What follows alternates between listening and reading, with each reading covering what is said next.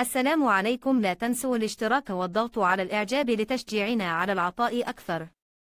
تم تكليف مكتب كروز وأورتيز الإسباني للهندسة المعمارية من أجل تصميم ملعب شباك الدار البيضاء الجديد بابن سليمان المرشح بقوة لاحتضان المباراة النهائية لمونديال 2030، ومن المقرر أن يتسع ل 113 ألف متفرج وبتكلفة مالية قد تفوق نصف مليار دولار 500 مليون دولار.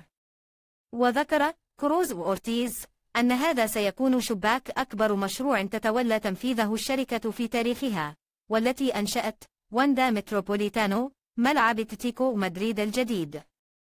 وأشار البيان إلى أن الملعب المغربي سيكون مغطى بالكامل وب3 إلى 4 طوابق، ما يعني تحديا تقنيا كبيرا، وسيتم تطويره وفقا لمتطلبات شباك أحدث قواعد الفيفا.